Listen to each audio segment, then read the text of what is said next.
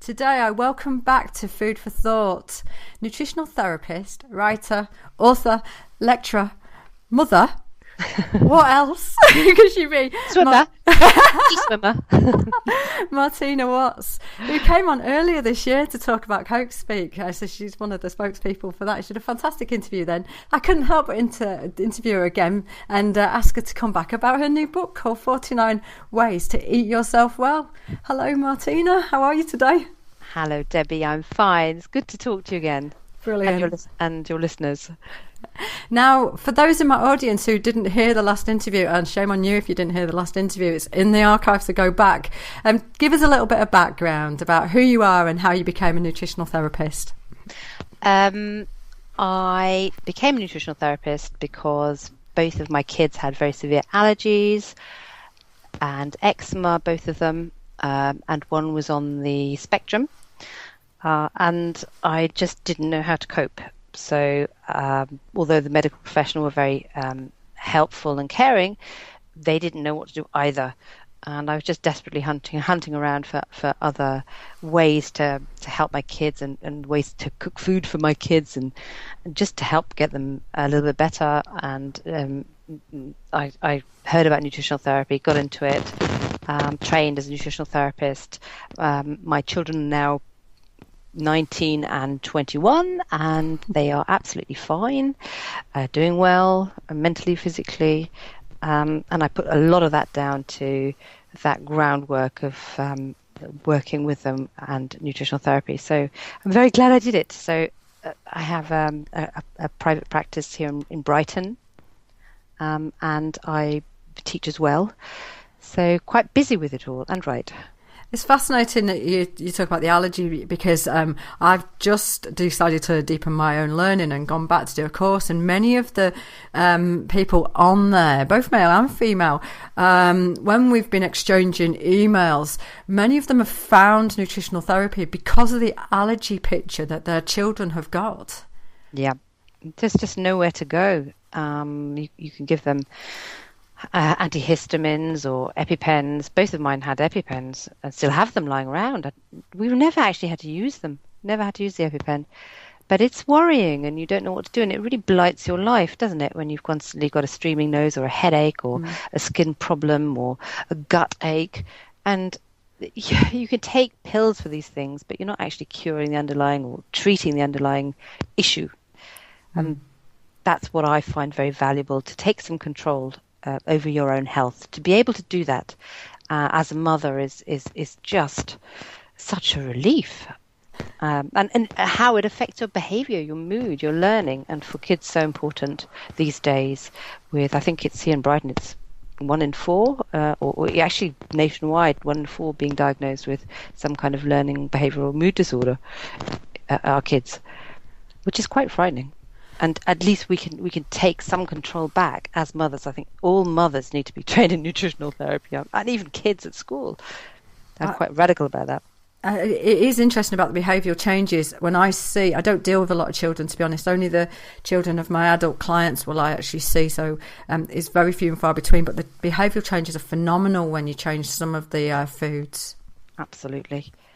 There was an interesting study out a few weeks ago on that they looked at Alex Richardson did a study. Have you heard of her? Alex Richardson. She's done a lot on fish oils. Yes. And learning mood and behaviour. And they've just done the DOLAB trials in Oxford, where they looked at 600 school children, 7 to 9 year olds, and finger prick tested them and found that they're really lacking. All of them were lacking in essential fatty acids, especially DHA, which is a part of the structure of the brain. And not only are they much more likely to suffer from, cardiovascular disease, but it's going to affect their mood, their learning, and the way they behave. Absolutely. It's scary when you think about that because, mostly people don't eat the amounts of fish they used to eat. So it's almost inevitable, isn't it, really? It is. Not just fish, it's all the cofactors as well, isn't it? The vitamins and minerals and getting kids to eat this stuff when they're bombarded by Kit Kats and whatever. Oh, I'm not supposed to say names. Cheese strings. Cheese strings and chocolates and junk food. It's incredibly hard for parents to know what to do and how to feed. And also the time, isn't it? The time. When I'm taking down notes, because I don't eat any of those foods, I'm often fascinated. I end up spending hours in the supermarket afterwards, going through trying to find some of these products, and then wondering how it could be marketed as a lunchtime product or a snack product and things like this.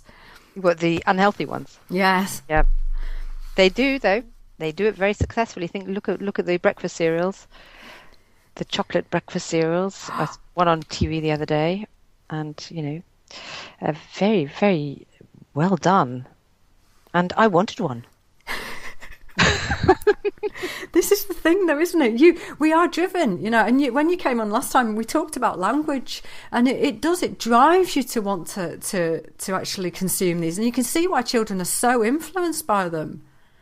And they pick the most beautiful children on the television, don't they? Don't see the fat ones. Which is inevitably what's going to happen with all these cereals. What's fascinating about the cereals is how unhealthy they are. They're effectively sweets. Yes, they're so refined. There's very little nutritional goodness in there. There's no fibre. And you eat a lot of it because there's very little goodness in there, so you tend to sort of eat a lot. It doesn't fill you up, and you need to eat a lot. And some children then put sugar on top. There's so much sugar in it, and salt, and then they add as well. So your intake of sugar is phenomenal. Now, your book in particular covers breakfasts and gives some fantastic ideas for breakfasts. I have to say, I love the idea of the 49 ways. And actually, I'm doing way number 1 today. I'm living my life as a bowl of cherries. I have a cherry chocolate smoothie, so I've taken on board the cacao nibs and the cherries, and it is fantastic. But your book does a really good job of giving really nice breakfast ideas out, because so many people are devoid of the ideas. When you remove their fast processed products, many people are very lost, aren't they? Breakfast can be the most difficult meal of the day. If you don't want to have toast and marmalade, which we're kind of wedded to in this country, aren't we? Tea and toast and marmalade. Well, my husband is. I haven't managed to convert him quite yet. He's my biggest challenge. But there are different kinds of porridges you can make, which are very tasty. There's some really lovely breakfast mueslis that you can make the evening before. So, if you're not a morning person and you just can't be bothered to knock something up in the morning, you can just take it out of the fridge, add a bit of milk or soya milk or nut milk or whatever you want, or orange juice, and to make it a bit creamier. And it's very easy to digest. So that's the birch abena muesli with the apples. And this book actually originated out of recipe handouts for my clients. I was giving all my poor clients all these handouts explaining why these recipes are good for them, particularly for their specific condition, why the compounds or the ingredients in them were good for them, and how to make it appetizing, and it's giving the therapeutic element to make it interesting for them, for them to want to do it. And they were leaving my clinic with so many handouts, bits of paper they were going to lose. So I thought it would be so nice to be able to put them all together into a book that I could just give them and they wouldn't lose. So that's how it started out. And I was very lucky that last year a publisher wanted to put together a series of books on well-being, and they asked me if I could do it on healthy eating. So I was thrilled because I thought I could put this together, and it started, the 49 ways actually started out as 50 ways to eat yourself well, 50 ways to think yourself well, 50 ways to sing yourself well. and I said, 50 ways, it sounds a bit cliched, it sounds a bit boring. How about, I was 49 at the time, how about 49? And they went for it. So I actually headed up the whole series. I'm really proud of that. And so we were then given the task of creating, 49 ways. We only started off with 3 books, and there's more on the way now. But 49 ways. So I just picked out my most favorite ones, re-researched them, all the handouts and the recipes, to get people interested in the medicinal values of food. Using recipes as an example. They're not necessarily the most imaginative examples. I'm sure your listeners could think of many better ones, and use their own sort of experimentation to use the ingredients, the compounds, the nutritional compounds that may be good for them, to come up with their own stuff. There's notes pages in there, so you can write your own recipes, your own notes, and it contains recipes, but it's not a recipe book. I can't compete with cooks like, Jamie Oliver or whatever, and I wouldn't want to. It's just recipes. The recipes are there to stimulate the creativity and the interest in health and what your food can actually do for you. That's what I was keen on. And it is so true. I have this huge binder, and my poor clients do walk out with quite a few guides at times. Yeah. And they can feel overwhelmed. And that's the other thing. I really feel that, when I see clients, I don't want them to feel completely overwhelmed with information and recipes and feel, oh my goodness, it's just too much. I can't cope with this. I'm going to give it all up tomorrow. Or I'll do it for a couple of days and then I'll give it up. I wanted them to experiment, just dip in. This is a book where you can just dip in one day and try out, as you say, you're trying out cherries today or whatever. So you don't have to start with wave 1. You could start at the end or in the middle and just once a week try one out. That's the thing. There's so many textbooks on nutritional therapy, nutritional medicine are very complicated, very complex, and you have to start at the beginning, chapter 1, and you have to finish at the end after you've read everything else first. And I didn't want people to have to commit to that. Just make it simple, uncomplicated. Just try one new thing out a week and see if you like it and see if you can improve on it and let me know. And that's the lovely thing about it. I have to say, I loved the actual title, Nutritional Science, One Bite at a Time. And it was just so true. And you can dip in and out of the book. It's not overwhelming in the slightest. And it just reminded me of the adage, the journey of 1,000 miles starts with a single step. Exactly. That's so well said, Debbie. I really empathise with that. Because things can be overwhelming and there is a lot to learn. I mean, I've done an MSc in nutritional medicine. It's mind-boggling how many compounds there are in our foods and what we eat and how we can use them as tools. It's fantastic. And to get that connection back between, our actual meals and the nutrients in them and how we can if we know all that, we can take more pleasure from what we're eating rather than eating, junk food that's kind of dead and just filling us up, which is tempting to do in the recession because it's cheap. But if we know what our food is doing for us and we're eating good quality, it's the quality of the food, then we can eat less, but we can eat better. And, part of what you were talking about as well in the book was about convenience, that our routines, our habits and everything often take away from a healthy lifestyle and a healthy way of thinking, and will just erode our ability to have, it ends up, as you say, a low performance mindset. Yes, because what we eat not only affects our body, but also our mind. And it's so much nicer to have start off well in the morning with a really nice breakfast, a healthy breakfast, whether it's a porridge or whether it's a vegetable juice easily thrown together. And that I will say, I am uncomplicated. I don't like spending a lot of time, effort, money on food. I just like it simple and uncomplicated. So these are not complex recipes at all.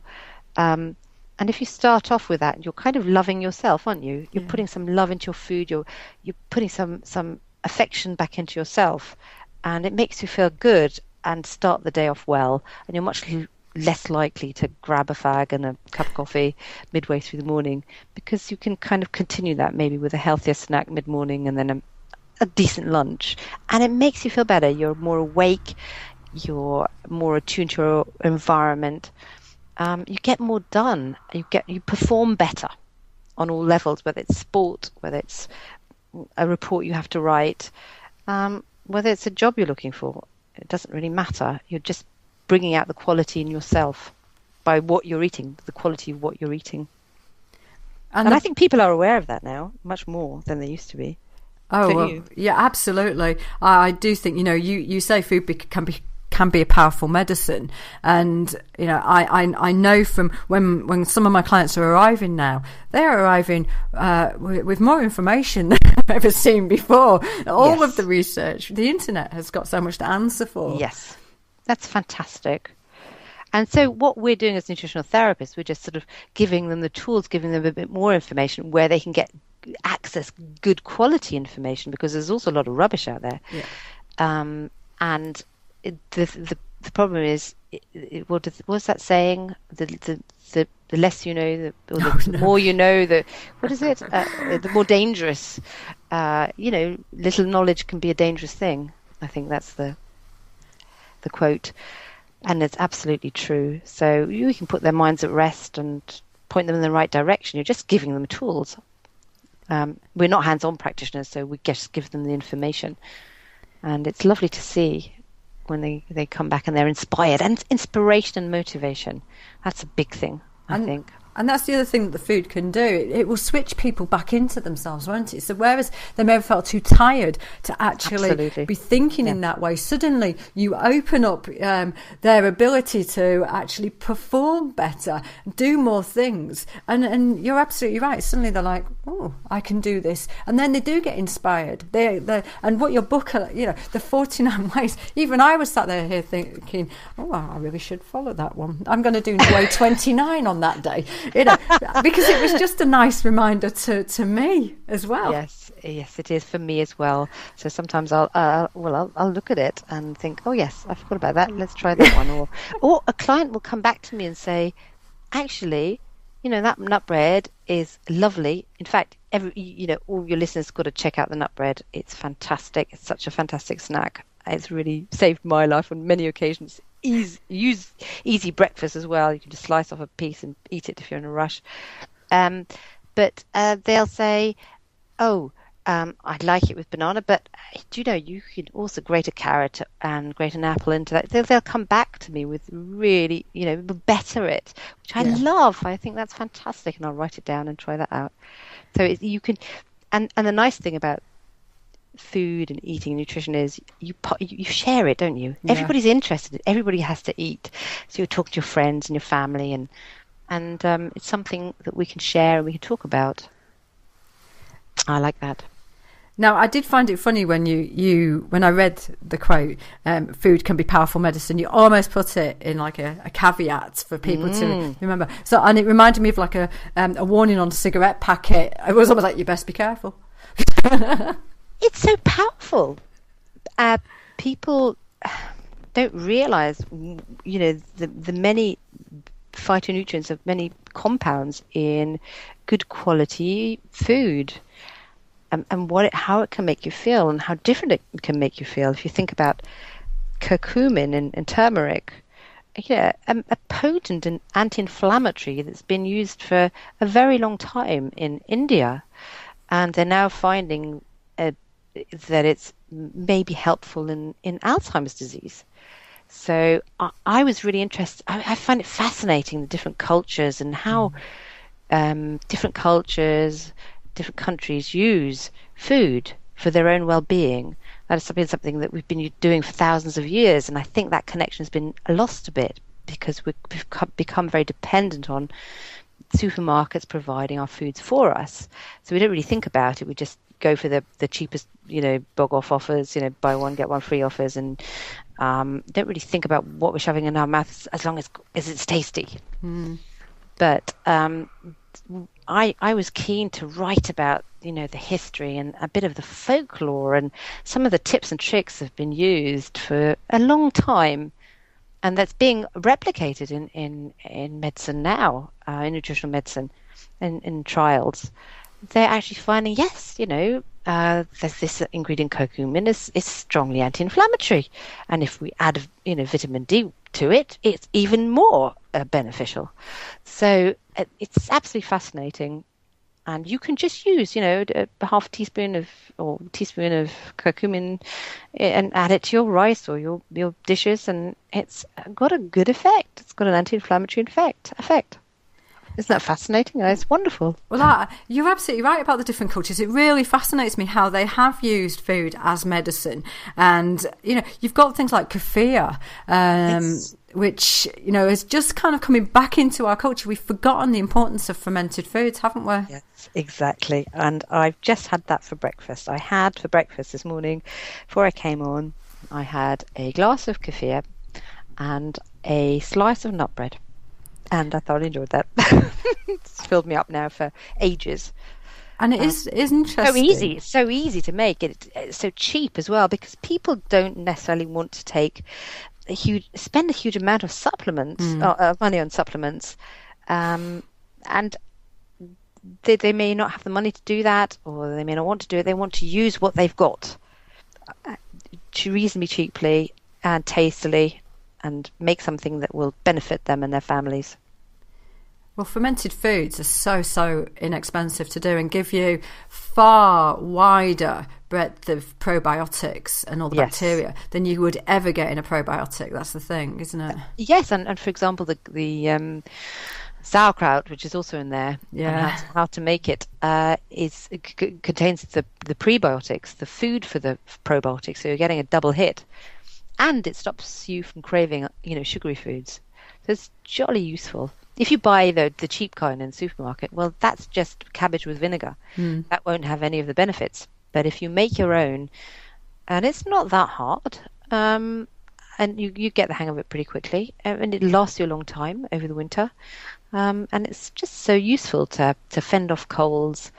Then add, garlic, ginger, all of those foods. So easy, so cheap. And you've got a medicinal cabinet, haven't you? Well, that's the thing, and this is how they would use their foods, wouldn't it? It would be that they would put them in like that. And we've totally forgotten that due to the convenience that we just want to run to the supermarket, buy something and come back. Most people, I don't think, are realising, who are buying sauerkraut, that actually from the supermarket is pasteurised. So effectively, you're just not getting any of the benefit. Yes, there are a few outlets that sell the unpasteurized, but it's quite satisfying as well. Just things like easy things like going berry picking at the moment. I'm so enjoying that. I love it. And then I freeze the berries and I know where they've come from. I know I've picked them myself and I can add them to my smoothies or to apple pies. There's such an abundance out there at the moment. It's a joy. And cheap, so you can do it yourself. You feel in control. You're getting all it hasn't been stored for a long period of time or doused in petrol on the way from Guatemala or somewhere.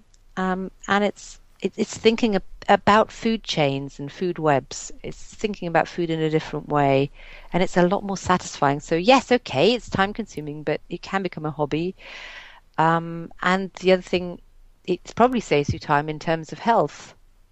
It's a long-term insurance policy for me. Okay, yes, I spend a little bit of time, and mostly once you get do it more often, it becomes very quick eating like this. But I think I spend far less time being ill, flat on my back. So you save time too. And I didn't realise, coming back to the berries, and this was what's really interesting about your book, the little facts that you've written about, not just the cultural side of things, but that the berries have been shown to improve nerve cell communication and reversal of memory impairment. I actually didn't realise that. And there's good evidence. So I referenced everything, so that if people have got a specific interest in a particular topic, they can look up at the back to see what that journal is, or where they can find out more information about what these things actually do. Elderberry is one of my favourite berries because it's antiviral, and they're using it as an antiviral. And the farmers have known this. They've been making elderberry wine for donkey's years, hundreds of years. So fantastic. You can actually prevent yourself from going down too heavily with colds and flus. And it's very easy to do. And I also didn't realise there were 1,000 varieties of cherry trees.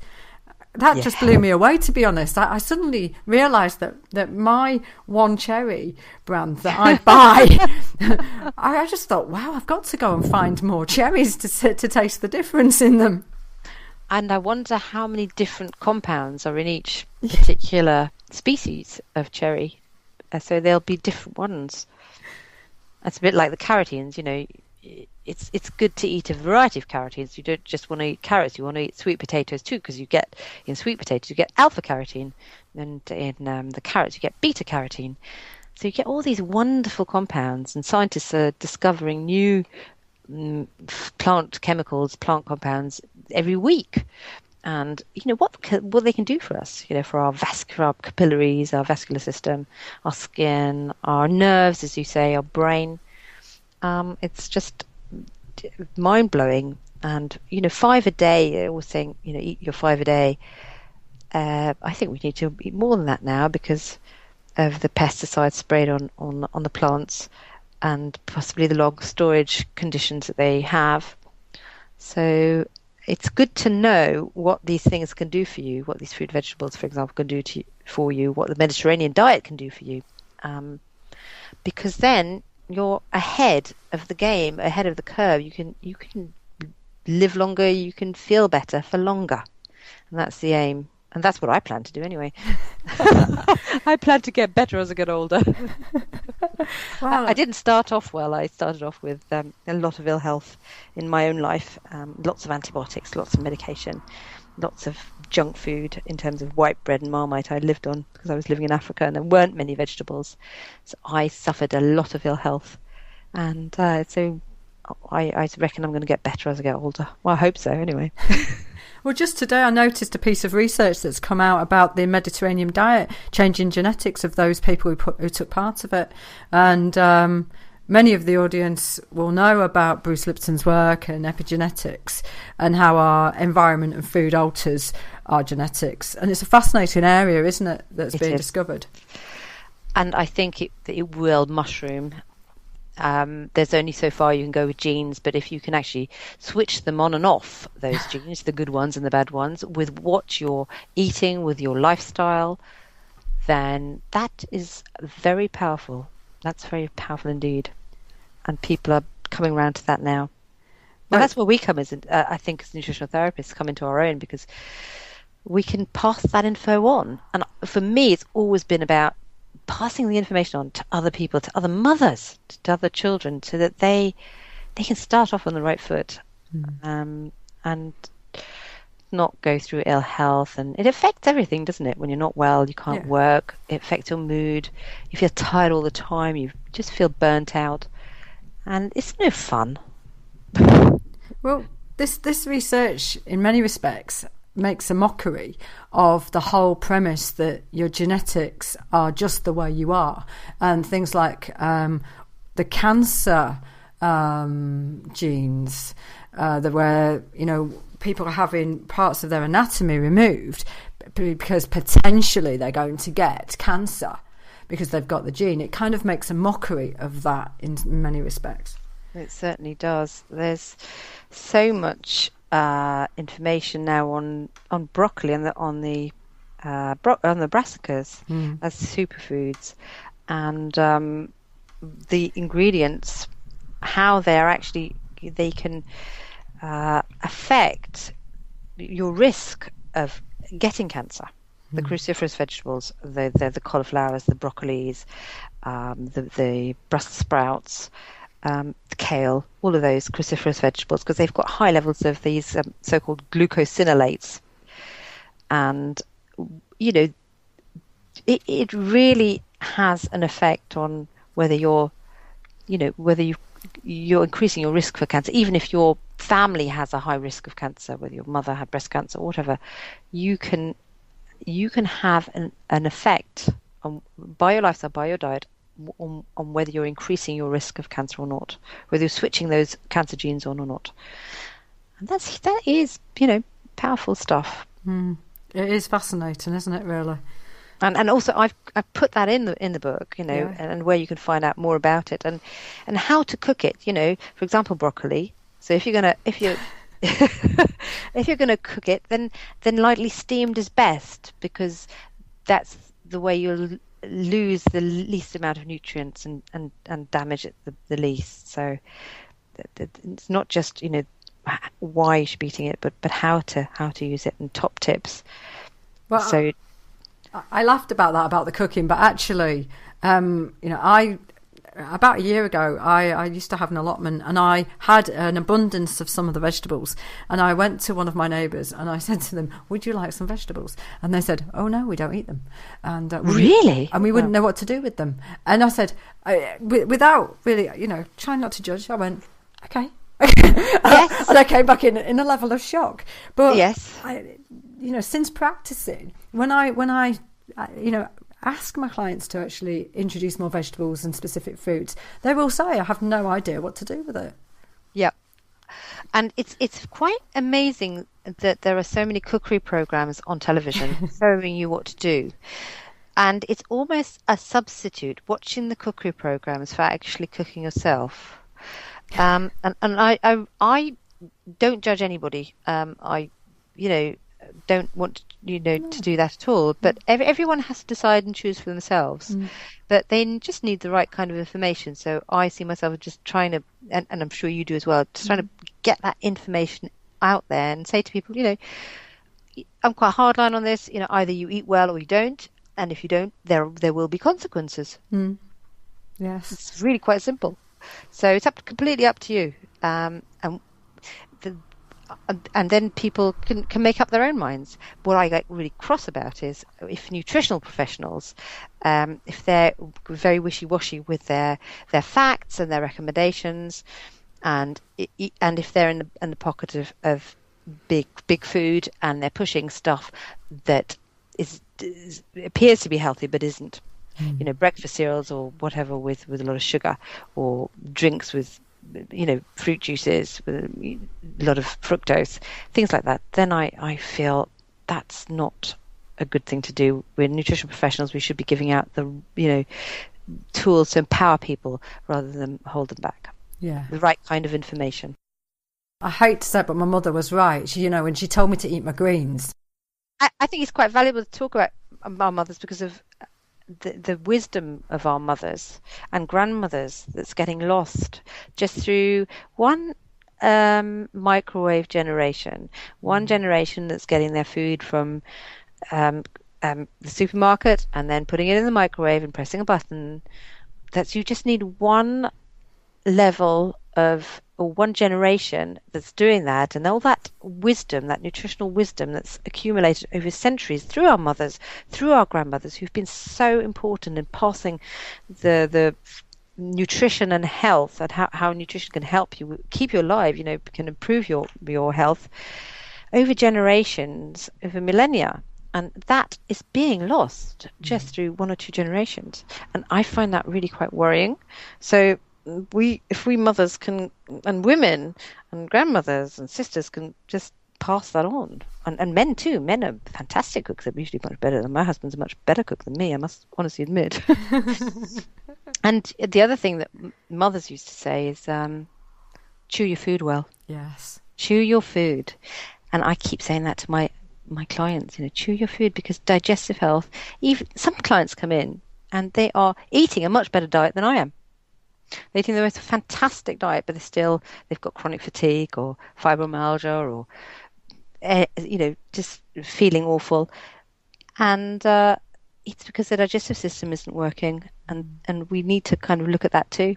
So it's not just about food, it's also about how your digestion is working, your immune system, what toxic elements are in your system that you can't detoxify, because you're not just what you eat, you're also what you can't detoxify. And there are a lot more pollutants now in the environment that we can, if we are eating well, more easily get rid of. And if our digestive systems and liver if they're functioning well, we can deal with those things, we can get rid of them. But if there's an issue there, then it's so much more difficult, and that's why some people get ill and some people don't. And I think we are a nation of under-chewers. Most people are, and I know from the colon hydrotherapists I have some of my clients go to see, some of the compaction is in their bowels are because they have not chewed their food properly, so it's put so much pressure on their system. Yes, and they often... Do you get clients also who've got acid reflux or indigestion? Yep. And they're taking a lot of the antacid over the counter. You can easily get over the counter antacid medication, which can make the whole situation worse and also lead to allergies and all sorts of gut issues, entrenched gut issues. And of course, we need all these digestive enzymes or the hydrochloric acid in the stomach to actually break down our foods so that they don't become impacted further down the line, and so yes, very important. And just coming back to, what you were talking about mothers, I do see our role now is almost as educators and restoring the wisdom of natural health and food for people to revisit again. Yes. I absolutely agree with you. That connection has often been lost, and I feel it should be taught in the schools. I think that nutritional therapy should actually be taught right from kindergarten, so that our children are less fussy with food as well, and learn to experiment and try things out, and enjoy the different varieties of food. So that often people are just hooked on a few things, aren't they? Yeah. They're too tired and maybe they've gone into a rut of just having a few kinds of foods, bread, pasta, pizza, whatever, or a few vegetables even a week, or buy the same things because you can't be bothered to think about it when you go to the supermarket in a rush. The queues are long, want to get home, so you just pick out the same old things. About educators, women becoming educators, we're educators effectively, and almost restoring the wisdom so that people can, go back to what they should be doing originally. Yeah, and if we can do that from an early age, all the better. It doesn't have to be complicated. I'm all about simplicity. I like it simple. Just get the ingredient, become a hunter-gatherer again, go out, get the ingredient and bring it home, and what can you do with it? And maybe try one new thing a week, and experiment with it. Some things you'll like, some things you won't, and some things you definitely can improve on. And that's... I'd love to know about it as well. I mean, I'd love some feedback. This is much better, try this. Because I can then pass that on to my other clients and my friends and family and try it out myself. And I think that's what's really nice about the book, because it is really simple. It is that, when you said it's basically one bite at a time, it really is. And I love the fact that, let me talk about porridge, for instance. You gave these little bits of history which just livened it up. I didn't realise porridge had such a long history, in all honesty. And the Chinese, I know the Chinese use porridges with their rices because we use congees in the approach that I work. But I'm surprised that people haven't written a book on porridge itself. I'm sure there must be, Debbie. There must be books on porridge out there. But there's so much you can do with it as well. So whether you use oats or whether you use amaranth or millet, buckwheat, or a mixture of everything and different milks, it could be different each time. Also with the fruits you use, if you want to use fruit, or a little bit of butter in there to give it a bit more flavour, some cinnamon, some berries, some seeds, some nuts. So whatever it is you've got it at your home, whatever you like, whatever you feel inclined to eat, whatever you're not allergic to, it's very personal, and these ideas and these tips are not meant to be prescriptive. It's just to stimulate your creativity and your interest and your health. That's what I was hoping to do with the book. And move people away from the meal deals and the fast foods. Now, packaged stuff. Yeah, exactly. Now, the last thing, Way 28 just made me laugh, I have to say, because I had this huge realisation about coconut, and people are going to think I'm absolutely mad out there. But I realised it was a large seed because of what you said. It was the largest seed. I actually sat there thinking, wow, that's a seed. Yes, exactly. And so many people who might be allergic to nuts may be okay with coconut milk or coconuts, because it actually is a seed, and it's got so many. It's a whole food. It's a drink. It's a food. You can do so much with it. You can even use it as a plant pot. Comes with its own bowl. It's a kind of like an avocado for me and a melon. I don't have to wash up after it. A fantastic thing. It's a really rich source of not only the oils but also things like lauric acid, which is it's great for your immune system. And delicious too. So you cook with it, fry with it, because the coconut oil is better for you than using most other oils for frying. So that's a good thing to do and to cook with. So look at Way 28, Nuts About Coconuts, and you'll see a recipe for coconut potato chips. I know. Very easy to make and nutritious and good for you. Now, Martina, you're a powerhouse of information. This book's so packed. It is a brilliant little book. I absolutely loved it, in all honesty. It's so fun. It's easy to digest. It's got great recipes in it. I can see me handing it out to clients because it's going to save me having to give them handouts all the time. And so it's perfect for other practitioners as well on that score. I know my clients will love it. And it helps you to remember that small things can make such a huge difference and lead you on that health journey to effectively optimum performance, can't it?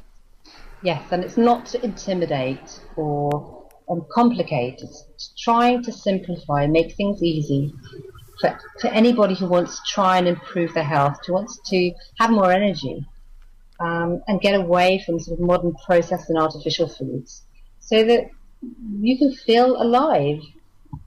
That's my thing about it. And you can get it from. Can I say that?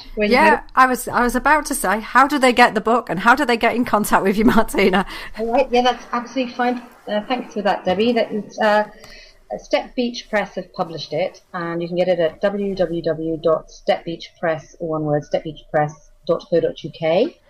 You could probably also get it. You can also get it from Amazon, and you can get it from my website, which is www.thehealthbank.co.uk, and you can get it from my clinic where I practice. I practice in Brighton at the Dyke Road Natural Health Clinic on Dyke Road in Brighton. So that's where I am. And probably from me as well, considering how many books I hand out to my clients. Martina, it's been an absolute pleasure to have you on Food for Thought again. Thank you so much, Debbie. Well, this book's really encompassed what my show's all about, and it's given me food for thought, even about the coconut. It did make me laugh, and I'm sure it will give other people food for thought. I do hope you'll come back on again. I will do. Thanks, Debbie. You're welcome, Martina.